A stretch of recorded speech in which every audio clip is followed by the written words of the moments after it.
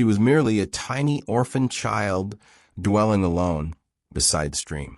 But her actions toward a wounded stranger that evening would draw 30 armed braves to her threshold at daybreak and transform both their destinies forever. The youngster's screams rang out over the rushing waters as twilight settled across the untamed land. Clementine Shaw, scarcely 8 years old, released the kindling she'd been collecting and hurried toward the commotion.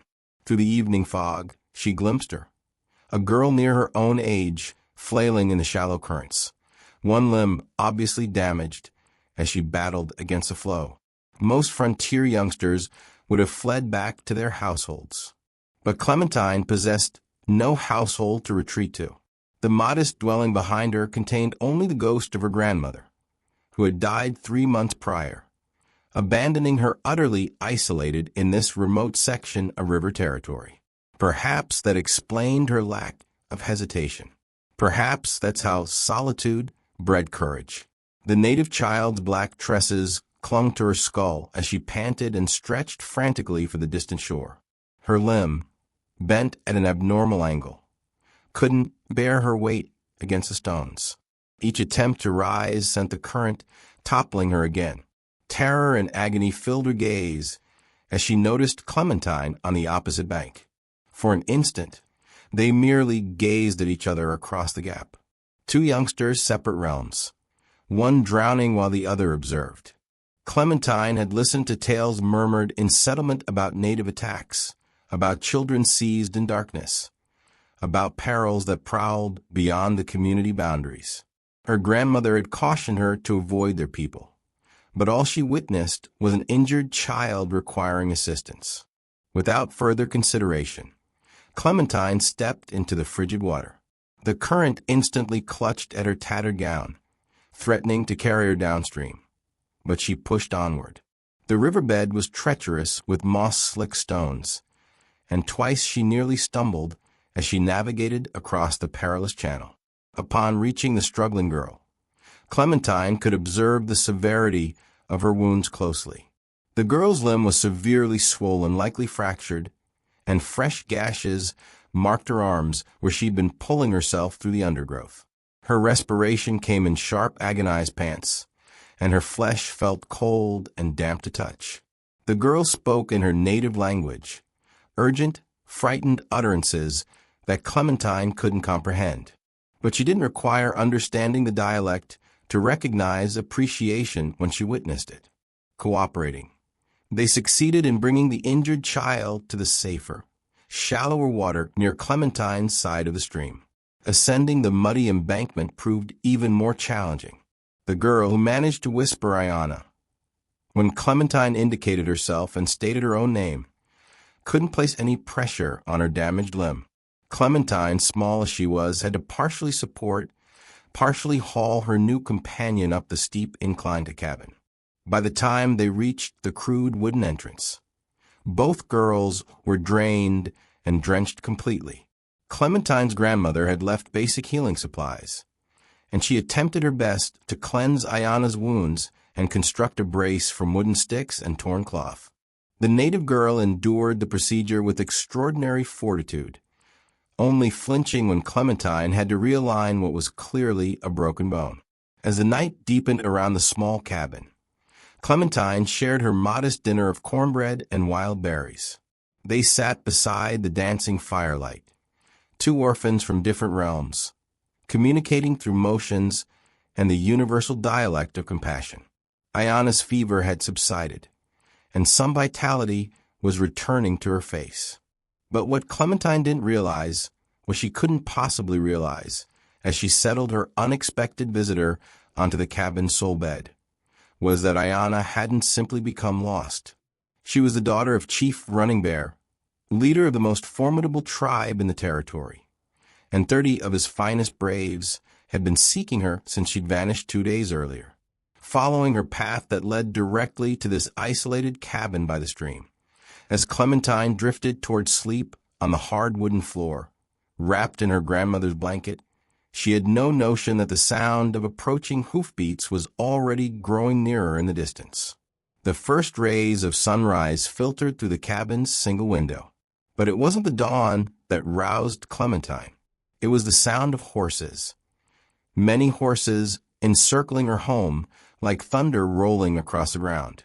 She sat upright quickly, her heart pounding against her ribs as reality crashed over her. Through the cracks in the wooden walls she could see them, painted warriors on horseback, their faces stern and merciless in the pale morning light. Feathers swayed in their hair, and weapons gleamed at their sides. They had formed a perfect circle around the tiny cabin, blocking every possible escape route, 30 of them, just as the stories had warned. Ayanna stirred on the bed, her fever-bright eyes focusing on the sounds outside. When she heard the familiar rhythm of her people's horses, her face transformed with relief and joy. She tried to sit up, calling out in her native tongue, words that sounded like celebration to Clementine's ears, though she couldn't understand their meaning. But the warriors outside didn't respond with the same joy. Their voices rose in harsh commands, and Clementine heard the unmistakable sound of weapons being prepared. Through the window, she could see the lead warrior, a man whose presence commanded respect even from this distance, dismounting from his horse with deadly purpose. Terror flooded through Clementine's small body. Everything she'd ever heard about what happened to children who crossed paths with war parties came rushing back to her. The stories of burned homesteads, of families that simply vanished, of children taken and never seen again. She had saved Ayanna's life, but now it seemed she had sealed her own fate in the process. Ayanna must have seen the fear in Clementine's face because she reached out with surprising strength. Grasping the younger girl's hand, she spoke urgently, pointing to herself and then to the door, her meaning clear, even without shared language. She would explain. She would tell them what Clementine had done.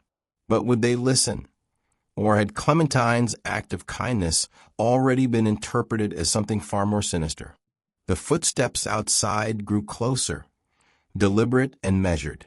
Multiple sets of boots approached the door, and Clementine could hear the low murmur of voices discussing something in their native language. The tone was serious, almost grim, and she caught what sounded like anger in their words.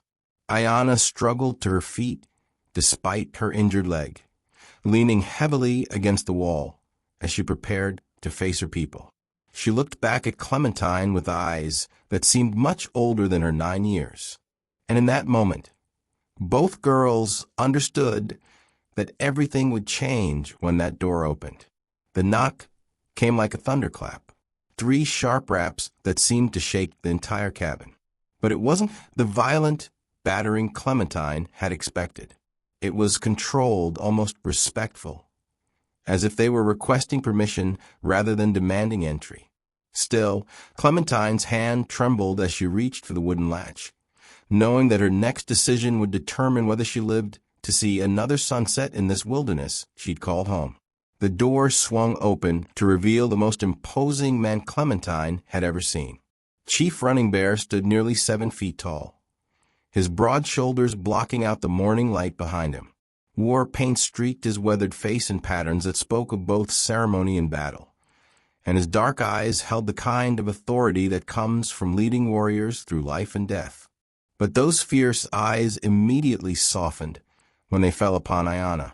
The chief spoke a single word, what sounded like a name spoken with infinite relief, and Ayanna responded with a flood of words in their native tongue.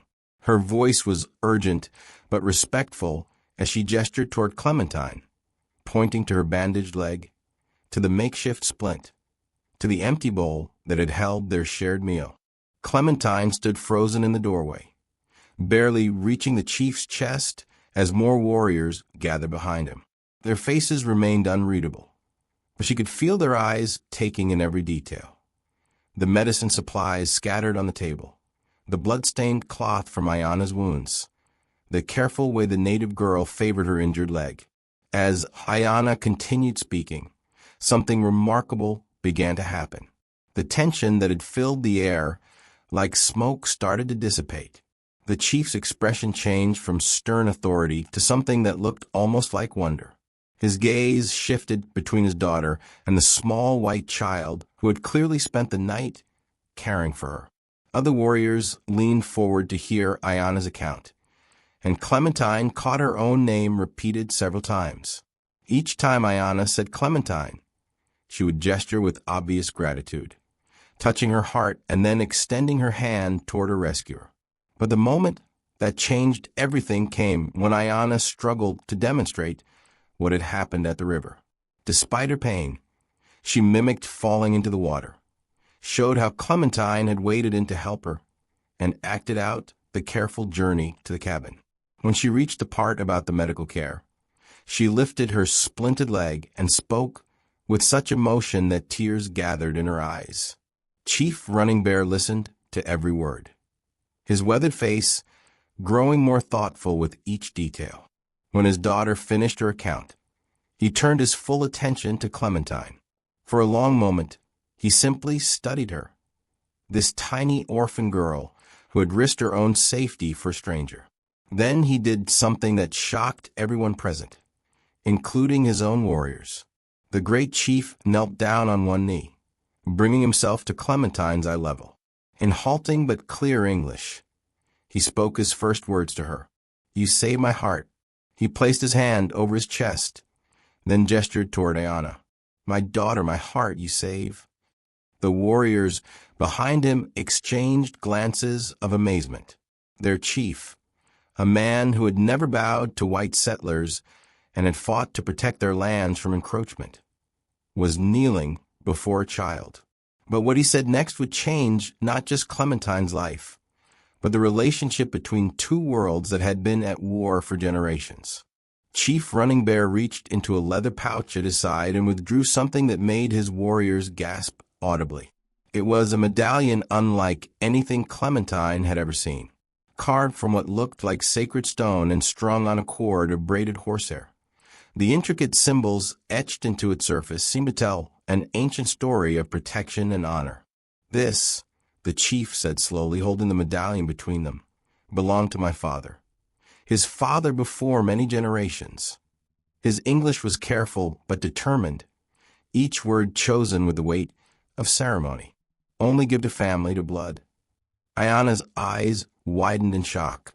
She spoke rapidly to her father in their language, her voice filled with what sounded like protest or disbelief. But the chief raised his hand for silence, his decision clearly made. "You have no family," he continued, looking directly into Clementine's eyes. "We have no daughter like you, but heart knows truth. Spirit knows kindness." He paused, searching for the right words. "You are sister to Ayana now, daughter to Running Bear."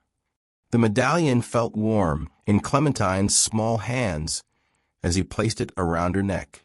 The moment it settled against her chest, she felt something shift in the air around them. The warriors, who had seemed so threatening just moments before, now looked at her with expressions of respect and acceptance. But the chief wasn't finished with his surprises. "Alone is dangerous," he said, gesturing toward the isolated cabin. "Winter approaches quickly. No kin to assist, no safety." He rose to his full stature again, his resolution clearly formed. "You accompany us. Discover our customs." "Ayana learns your customs." Both daughters now. Clementine's thoughts spun.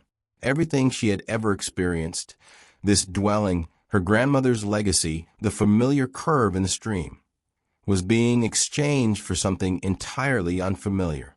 The anxiety of leaving her past battled with the dread of enduring another winter isolated, surviving on whatever scraps she could collect or catch.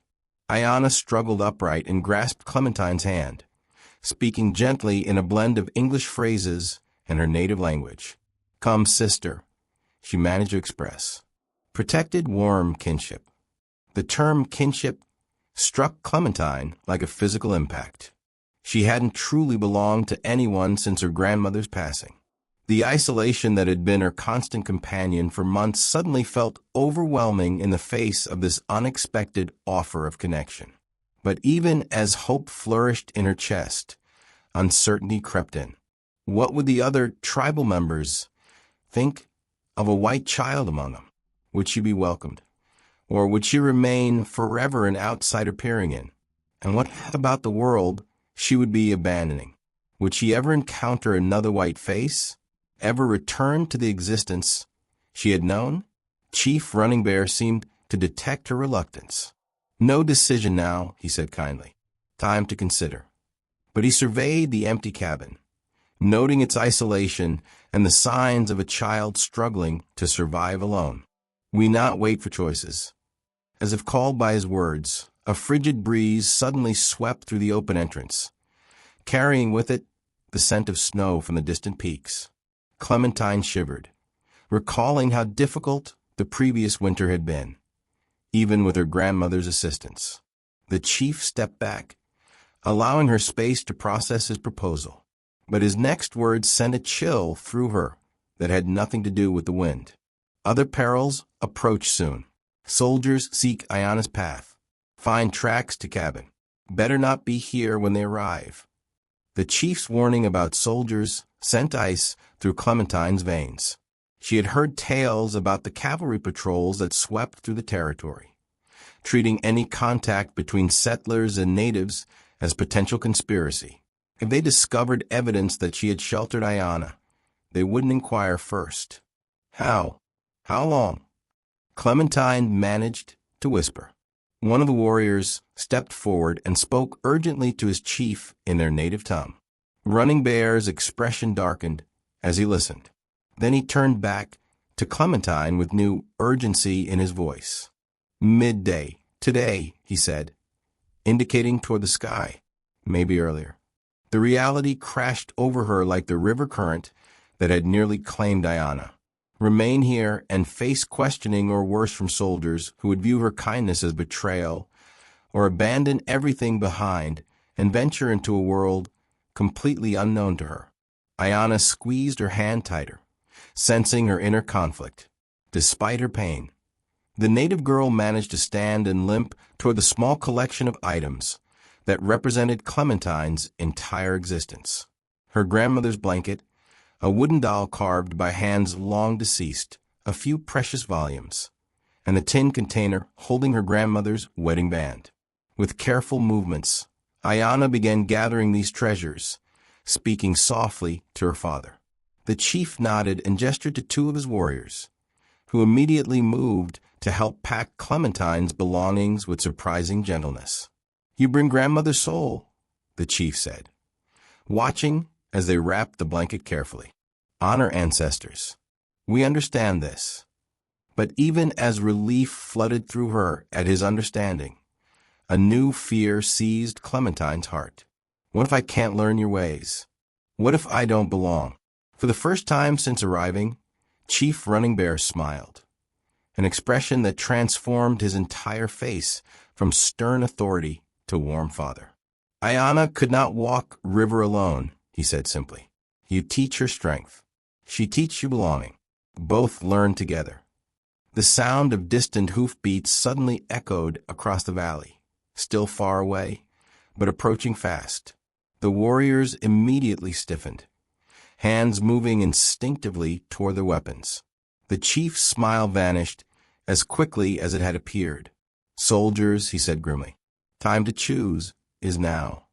Clementine looked around the cabin one last time, at the rough wooden table where her grandmother had taught her to read, at the fireplace where they had shared countless quiet evenings, at the window that framed the river where her new life had begun just hours ago.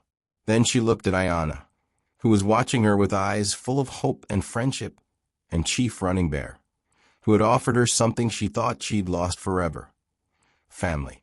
The warriors had already accepted her as one of their own. The hoofbeats were getting closer. Clementine reached up and touched the sacred medallion resting against her chest, feeling its weight and warmth. Then she made the decision that would reshape two worlds. "I'm ready." The moment Clementine spoke those words, the warriors moved with practiced efficiency.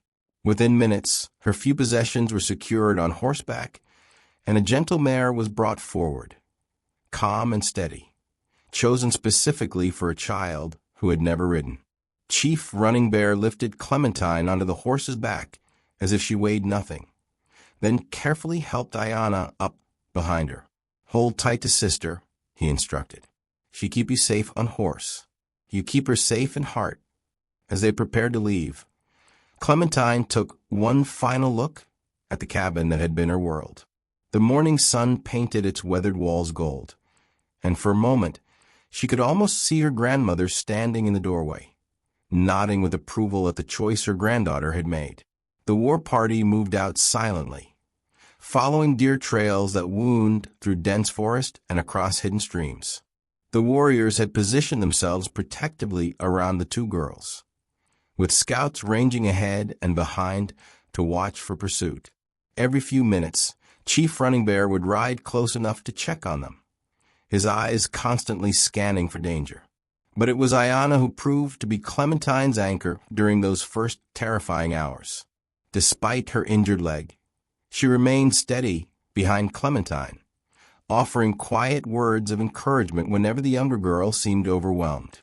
She pointed out landmarks: an eagle's nest high in an ancient pine, a waterfall that sang through the rocks, a meadow where wild horses often grazed. "My people," Ayana said softly, using the English words carefully, "travel these paths many seasons. Safe paths, protected paths." The deeper they rode into the wilderness, the more Clementine understood that she was entering a world that existed parallel to everything she had known. This was an empty frontier land, as the settlers believed. It was home to people who knew every stream, every game trail, every place where medicinal herbs grew. As the sun reached its peak, they crested a ridge that took Clementine's breath away. Spread below them was a valley she had never imagined existed, a hidden paradise where a clear river meandered through grasslands dotted with teepees. Smoke rose peacefully from cooking fires, and she could see people moving about their daily tasks. Children played near the water's edge, while women worked on elaborate beadwork, and men tended to horses that moved like poetry across the landscape. "Home," Ayana whispered, and Clementine could hear the joy and relief in her voice. But as they began their descent into the valley, Clementine noticed that people were stopping their activities to stare. Word of their approach had clearly preceded them, and curiosity about the white child was evident on every face they passed. Some expressions showed welcoming interest, while others displayed obvious concern or suspicion. A few elder women spoke rapidly among themselves, gesturing toward Clementine with what looked like serious debate. Chief Running Bear rode ahead to speak with a group of tribal leaders who had gathered near the largest teepee. Their conversation was brief but intense, with several pointed glances in Clementine's direction. She couldn't understand their words, but she could read the tension in their body language. Finally, the chief returned and helped both girls down from their horse. The entire tribe had gathered in a large circle around them, creating an arena of curious and expectant faces. "My people must hear the story," Running Bear explained to Clementine. "Must understand why white child wears sacred medallion. Must decide if village accepts new daughter." Clementine's heart hammered as she realized that her fate, and perhaps Ayana's as well, hung in the balance of this moment. The circle of faces seemed to stretch endlessly around Clementine as Chief Running Bear began speaking to his people. His voice carried the weight of ceremony as he recounted the events of the past day, how his daughter had been lost, how a small white child had risked her own safety to save a stranger, and how that act of pure kindness had bridged two worlds that had known only conflict. Ayana stepped forward despite her injured leg, her young voice clear and strong as she added her own testimony. She spoke with passion about Clementine's courage at the river, about the gentle care she had received through the night, and about finding friendship where she had expected fear. An elderly woman near the front of the circle, her hair silver with age and her face marked by the wisdom of many seasons, raised her hand to speak. Her words were measured and thoughtful, and Clementine could sense that this woman held significant influence among people. The debate that followed was respectful but thorough. Some voices expressed concern about bringing a white child into their community during such dangerous times. Others spoke of ancient traditions about hospitality and the sacred duty to protect those who showed kindness to their own. But it was a small voice that ultimately swayed the decision. A boy no older than 6 pushed through the crowd and walked directly to Clementine. He looked up at her with bright, curious eyes and said something in his native tongue that made the entire circle fall silent. Chief Running Bear translated, his voice thick with emotion. He says, "She has the same sad eyes as me. When my mother went to the spirits." Sad children should not be alone. The elderly woman stepped forward and studied Clementine for a long moment. Then she reached out and gently touched the sacred medallion resting against the child's chest. When she spoke again, her tone had changed completely. Warm, accepting, final. Chief Running Bear smiled as he translated her words. Grandmother Singing Bird says, "The spirit sent you to save Ayana because they knew we needed to save you, too." She says, "A child brave enough to save a stranger is a child worthy of our protection." The circle erupted in voices of agreement and welcome. Women came forward with gifts of clothing and food, while children gathered around with shy but friendly curiosity. Men nodded their respect for the young girl who had shown such courage. As the sun began to set over the hidden valley, Clementine found herself sitting by a warm fire, Ayana beside her, surrounded by the sounds of a family larger than she had ever imagined possible. The sacred medallion caught the firelight, and she understood now that it represented more than honor.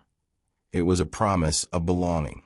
The lonely cabin by the river felt like a memory from another lifetime. Here in this place where 2 worlds had learned to meet in friendship, both girls had found something more precious than safety. They had found home, and as the stars appeared overhead, Clementine whispered a prayer of gratitude to her grandmother's spirit, knowing that sometimes the greatest adventures begin with the simplest act of kindness.